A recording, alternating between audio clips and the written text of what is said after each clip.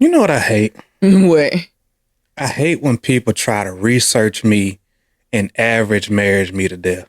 Okay. Like, I had somebody comment on one of my posts one time when he was talking about how the research with whatever, I don't even remember what post it was, but the dude was like, research would disagree with you, that married couples who blah, blah, blah, whatever. I don't even remember what all he said, but I think what triggered me was the fact that... Not triggered. Yeah, triggered. You don't say stuff like that, but I'm saying it today.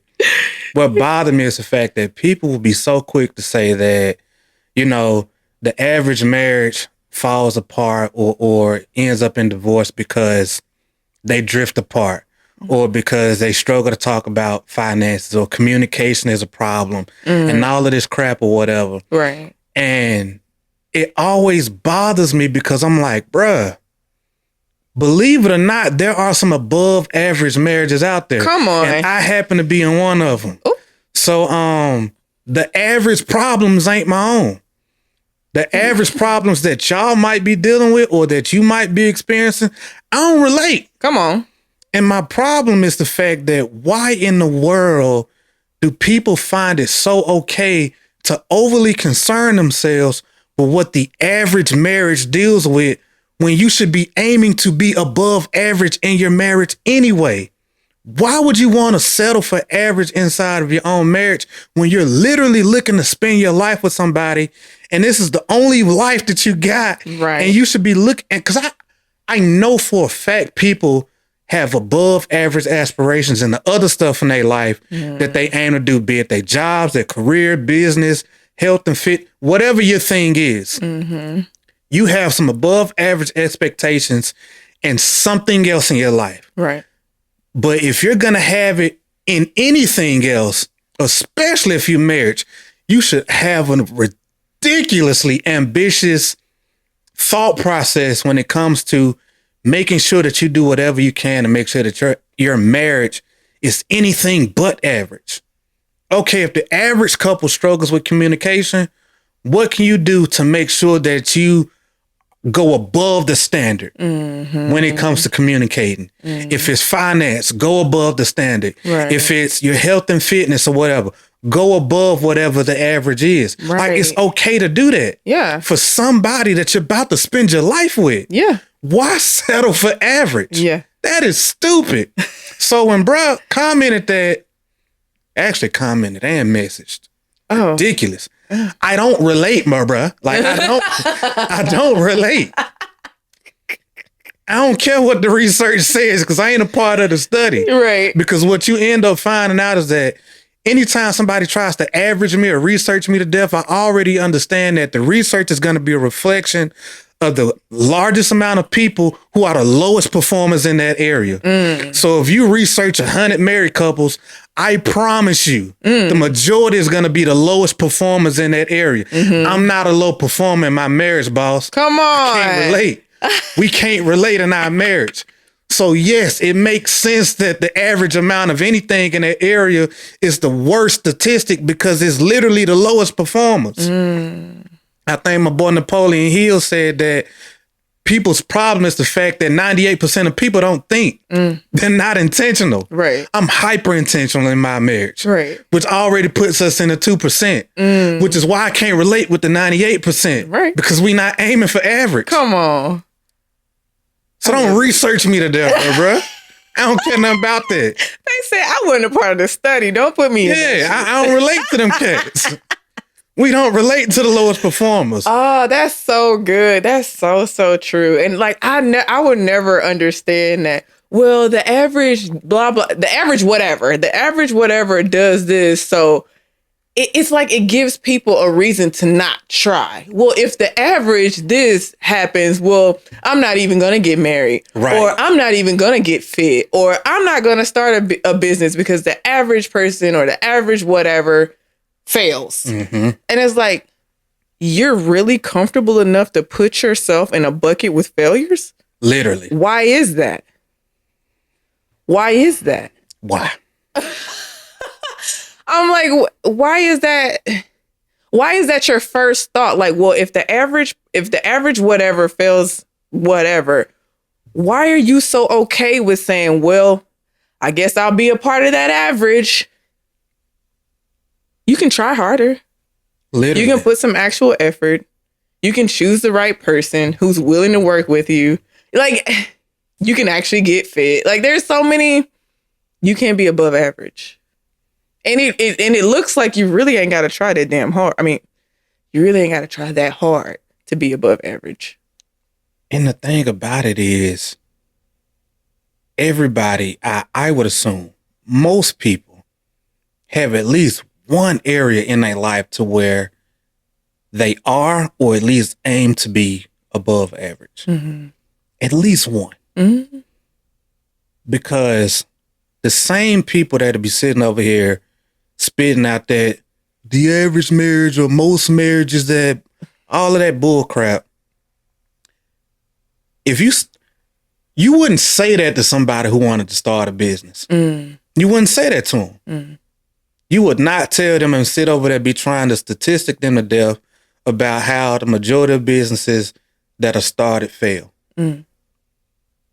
Because you admire it. Or school. Or school. Yeah. The majority of people don't even use their degrees, and people are still going to school. But nobody's saying, well, don't go to school because you probably won't use your degree. Yes, like you don't got that same energy towards people, who want to be scholars, mm-hmm. or the people who want to be able to control their own lives, and start businesses or whatever the case may be. Mm-hmm. You don't have that same energy towards people who, they don't want to be obese. Mm. They want to be above average in their health and be able to keep their bodies in order. You know what I mean? Mm. It's like we put so much emphasis on the lowest performers when we quite literally have the ability to decide for ourselves the areas of our lives that we want to be above average in. Yeah. And here go why it's super dope when it comes to marriage. Because if you decide to be ultra hyper intentional in your marriage, you would be surprised how many other areas of your life get better. Mm-hmm. When you decide that you want your marriage to be above average, because I know that for me, doing that put me in a frame where it's like, all right, I got to keep my fitness in check. Even though we've fallen off together multiple times because of life. And you know what I'm saying? Of course. Let's just keep that all the way real. Yeah. But we've always bounced back. Mm-hmm. Better than ever. Every single time. We never allowed us falling off temporarily to become the new standard. Mm-hmm. It's like, no, we fell off the standard. Mm-hmm. Let's get our crap back together. Right. We didn't accept that crap. Right. Like, we out of pocket. Right. We hold ourselves accountable to being out of pocket. Even when we fell off, like financially and money wasn't there. This is a problem. Mm-hmm. This is some average crap. We got to get ourselves back in alignment. So what we do what's necessary to get our stuff back in order. Right. And we're in agreement with that because we're not average, and we not just finna sit over here and comply with whatever the freak of statistic is. Right. Like, why even concern yourself with something when you already know that you have the capability of going so far and beyond whatever the lowest freaking denominator is, the lowest quality of people in that area. Like, I don't care what the bottom 98% of people do. Right. Bro, I'm trying to be in the 0.1. Right. The 0.1%. You know what I'm saying? Right. The 0.001% if You're possible. So annoying. No, but seriously though, it's like, if you're not going to give your full 110% effort at it, why even do it? Mm-hmm. And the thing about, man, y'all know I'm a rock intentional all the time. Okay. But what people fail to realize is that the moment you decide to become intentional about something and you really get invested into that thing, you come to find out that it is really hard to be intentional at a lot of stuff in your life at one time. Right. Yeah. You have to choose what you're going to be intentional about. And the dopest thing about marriage, when you do that and you become hyper intentional in your marriage, you come to find out that there's things that you can choose to be intentional about that touch all the other important areas of your life. Yes. When you get hyper intentional about how you show up in your marriage, by happenstance, through some magical ways of infinite intelligence, through God, the universe, all those things that exist, some kind of way you become a better communicator. And that ends up helping you in your business and your career and your relationship with your child. And it just shows up everywhere. When you become hyper intentional in your marriage and come to find out that you're taking your finances more seriously and different things like that, especially as a man, you come to find out some kind of way you done got a little bit more confidence, a little bit more pep in your step or whatever. You come to find out that you got more trust in yourself. You come to find out that you can actually depend on yourself and your word, and they ended up rubbing off on how everybody else in the world sees you. And you didn't know that just doing that in your marriage contributed to all of these other things that made your life better. Right. You come to find out when you get hyper intentional about these things, when you choose the big ones, it touches so many other parts of your life that make your life better. But when you do that, you realize you can only be intentional about so many things. So pick those big things that are super important, be mindful of how you manage them, and then allow the downpour and the overflow of those particular things to touch all the other meaningful areas of your life. Yes. But the thing is, people want to be hyper intentional about these small little things over here that don't touch crap. Or they allow the principles over there in that area to just stay there. They get so focused on the business, so focused on the job, so focused on the kids, but the focus only stays there. Them being present with their kids doesn't rub off to them being present in their marriage. Them being hyper focused on how they show up for their customers and their clients and their business, it stays over there. It never touches their kids. It never touches their marriage. It never touches how they show up and they impact their families. It just stays there. You got the skill. Yeah. You got the talent because you're showing it over there. Right. You just haven't learned how to be able to apply that somewhere else. Right. But then when you realize that how important that is, you have to be able to learn how to be able to also communicate that, articulate that, how to be able to transfer those used skills that you've already developed in the other areas of your life. But you also got to care about those areas too. Yeah. Care through your actions. And that requires some above average reflection, some above average effort. Yeah. Because we above average over here. So I don't care what the average got going on. Right. So don't statistic me to death about some low performers. Oof. When that ain't the focus. So a lot of the stuff that we talk about is probably above average lessons that we've learned through our own experiences that sometimes maybe not everybody can be able to relate to, but we've learned it through our own level of hyper intention in that particular area. Right. Because we give above average effort in what we do in our marriage. Bruh, man. I hope they stay out your comments with that. He got you hyped. I love it though. Ain't it real though, boo? It is. Because I know ain't nothing average about you as a wife. Oh, I know that for a fact. Because I wouldn't be able to. The reason like you can pop your shit. The reason you can pop your the way you can is because of me. So I can't take no credit from you. I mean, I'm like, because I say this all the time, man, but like I need my wife. I need my wife. And I don't ever want that to be confused nowhere. So much of who I am is because of who my wife has been in my life. It's because of who you've been in my life.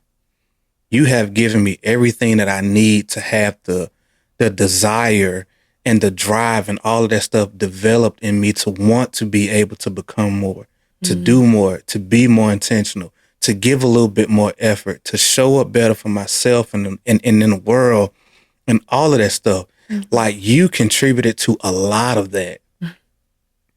And I've learned that being with you. And that's how you've contributed to me being able to learn a lot of the lessons that I've learned as a man, as a husband, as a father. I've gotten a lot of that stuff just from us being together. right. Like I wouldn't have learned these things had you not been there. So I give you all that credit because you created a space for me to be able to learn that stuff and to grow in those ways. Yes. Yes. Absolutely. Like, that's what my wife does for me. That's what my spouse, my partner, my best friend, that's what she does for me. That's what you have done for me for years.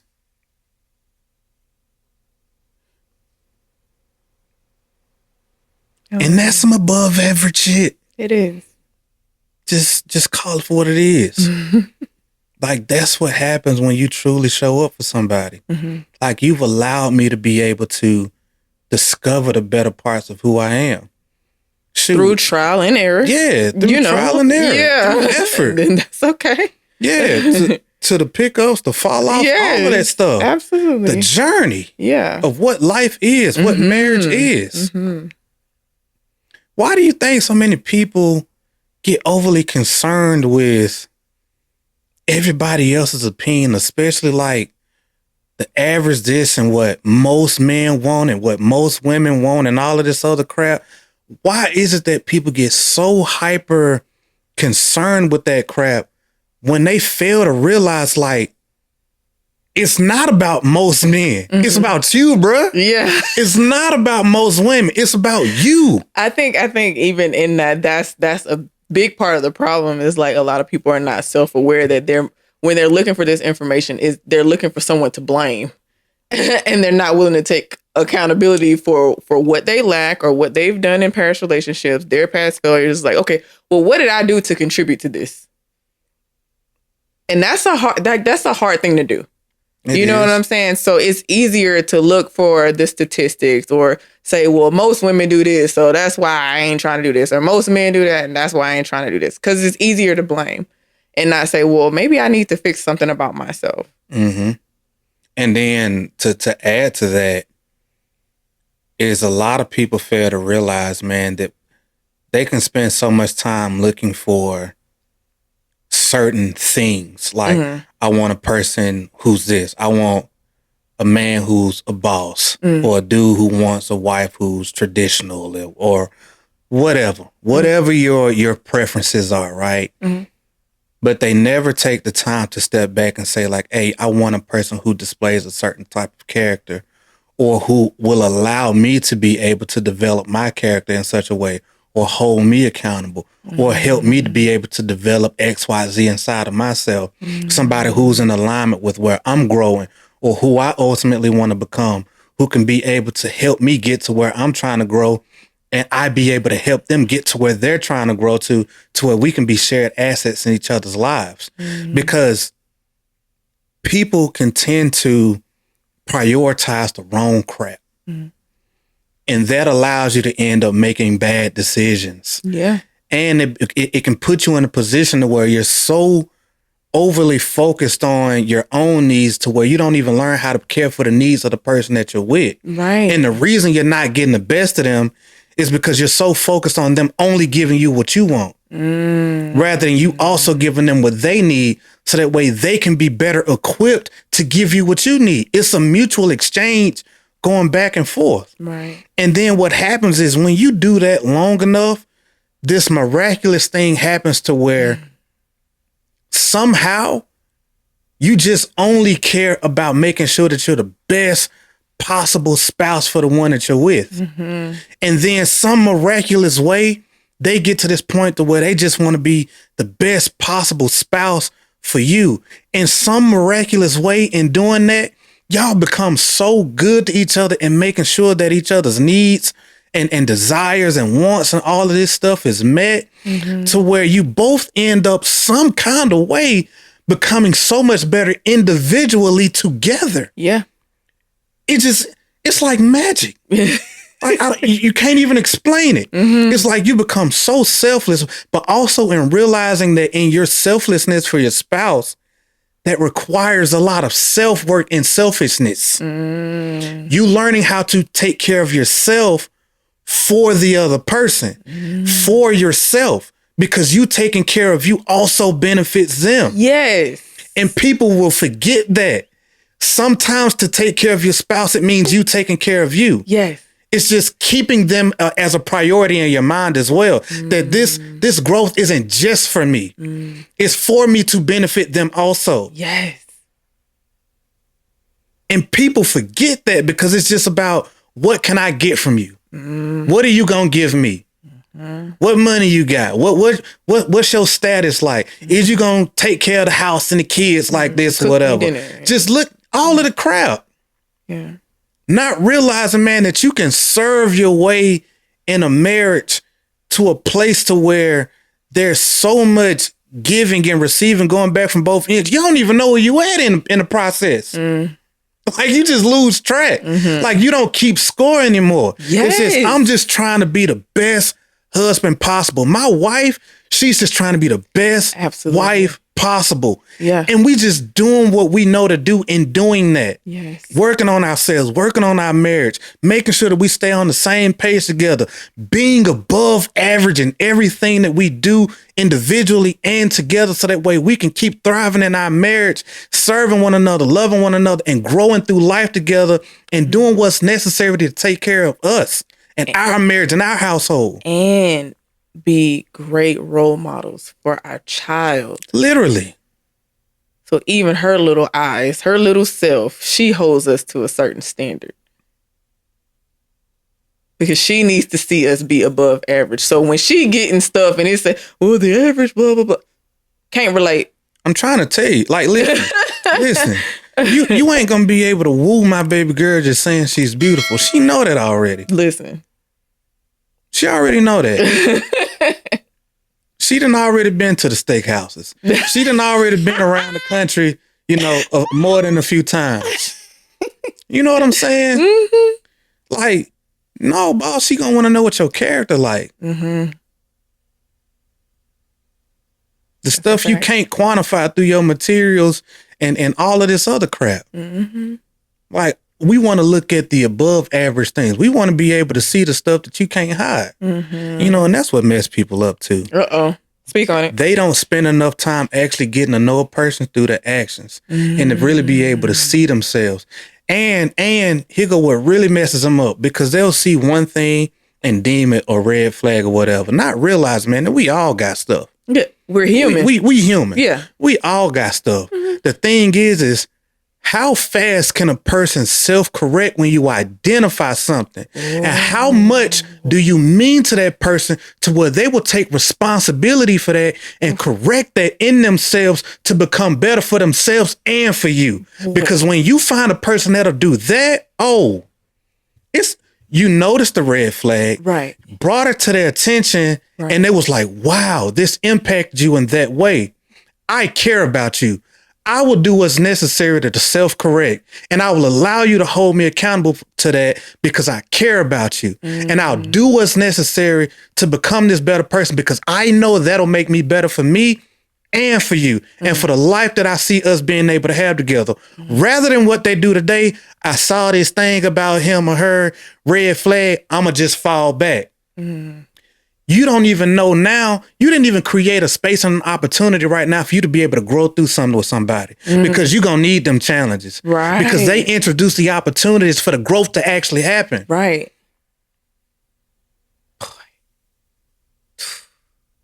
You preaching today. That's some above average stuff. Mm-hmm. That's the real above average mentality right there. And that's not saying you come into a relationship trying to fix nobody. Mm-hmm. That ain't doing that. Mm-hmm. That's mean you're able to identify issues, and you're also able to create a space to where people can self-correct where they need to, and loving them enough to be able to support them through it when you can. Right. And if they're able to allow you to be able to do that.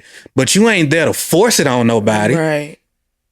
We ain't trying to save nobody. Mm-hmm. I want you to care about me enough to where you can care about you enough to correct the areas that are important. Not just because it benefits me, but it benefits you. Right. That's what you did for me, boo. You did that for me multiple times. For us long before we was married. And it carried over into our marriage. I'm like, dang, I do need to fix that. I am like that. I don't like that.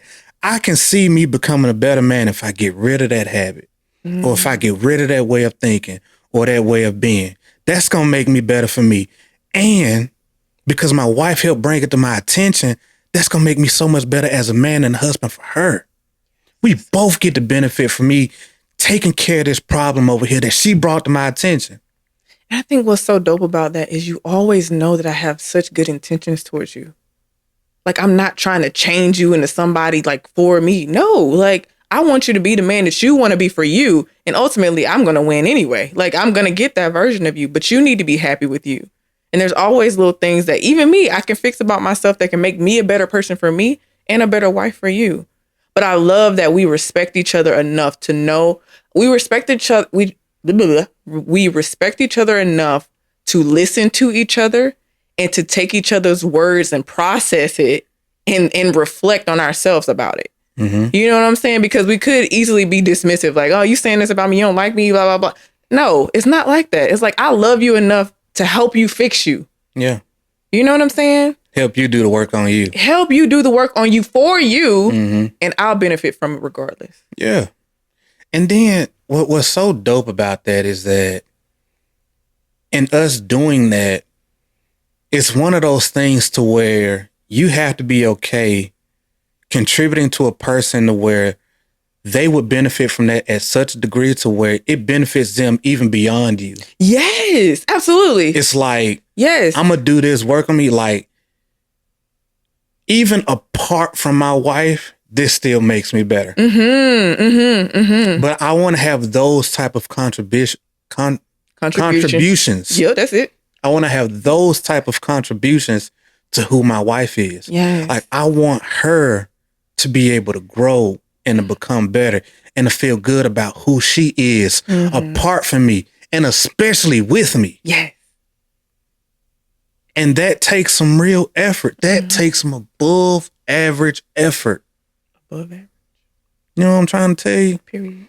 But like, that's that stuff, man, that people fail to see, because I know the human condition, man. It's just set up for us to be so selfish and really to only think about ourselves. And people have this twisted belief today that love in and of itself only comes with people being happy and being able to get their own needs met and all of this stuff, right? But when you love somebody in a productive way, because love is a double-edged sword, but when you love somebody in a productive way, a lot of discomfort comes with that. Yeah. A lot of setting aside happiness for fulfillment, for joy, for strength, endurance comes with that. And all of that requires discomfort, change, challenging things sometimes. It requires you to be able to have uncomfortable conversations. It'll pull you out of your comfort zone. But that's what a real love and growth is. Yes. Because people, if you really want to know how to go deep in a relationship, you have to overcome challenges. Yeah. You have to be able to be with somebody who can see you in all your different shades, be able to go through those moments, grow through those moments with that person, be willing to walk through it with them. And then when you get to the other side, it's like, wow, you love me through that. Yes. Because the truth of the matter is most people already feel for the most part that, dang, you wouldn't love me if you saw all of these sides of me. You wouldn't love me if you really saw how I see myself, or if you knew how I actually thought about XYZ and all of this crap. Right. And that's where people really get vulnerability messed up, because they feel like vulnerability is just you exposing all of this stuff and just being completely open and all of that stuff, which it is. But the bigger aspect of it is you being able to have all of that stuff released from you and still be able to maintain who you are and the confidence you have inside of yourself, and know that you're human and know that you're still a person growing through life just like anybody else. Yes. But when you have somebody who you can share that stuff with, you know that you got somebody who you can overcome just about anything with, because they can see you in a way that nobody else can. Yes. And that's the real hack. When you're able to genuinely be vulnerable with somebody and they can see all of you and still be willing to grow through life with you, man, you got a jewel. Because most people are afraid to be themselves anyway. Right. But that's what makes our marriage so above average. because my wife has had to see every side of me, the darkest, dirtiest, freaking all of the crap, all of the insecurities. Like, she's had to be there with me through all of that stuff.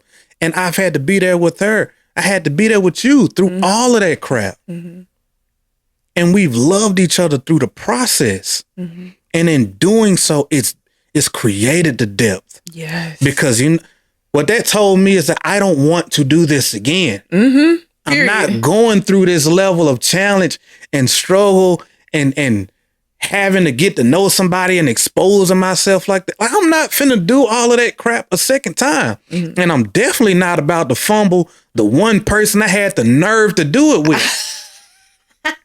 You'll never find another me. I already know. Like, and you know, let me tell you the crazy thing about that. Because so much of who you are today is because of me and my contribution to you. Yes. I don't know if I would have the energy to help develop that in another person. Yes.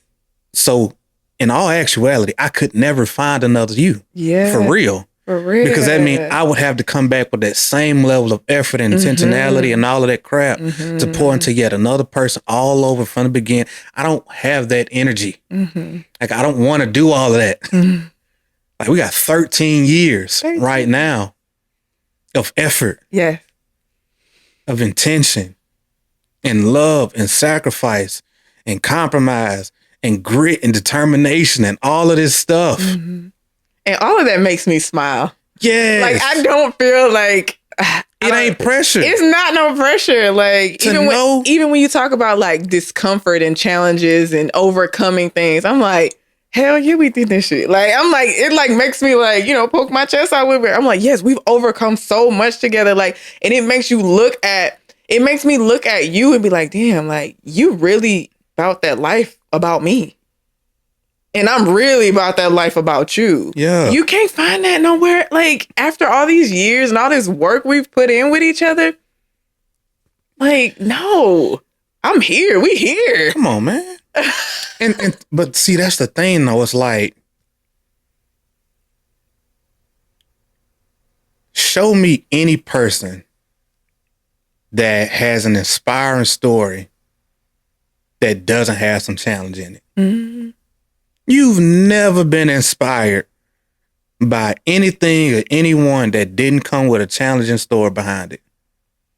So when we get to look up and look back at all we've endured and overcome and the development that we've been able to have over the past 13 years and to know for a fact that most people could not overcome the stuff that we've overcome and could not endure the stuff that we've endured and still be madly in love after the fact, you get a sense of pride. Like, you put your chest out when you say, this is my wife. I married this woman. We built our marriage from scratch. Yes. We did all the work. We showed up for each other. Like, you say that crap with your chest out because you know most people ain't even got half the type of effort and intentionality and what it takes to be able to have a marriage like what we got. Like, no.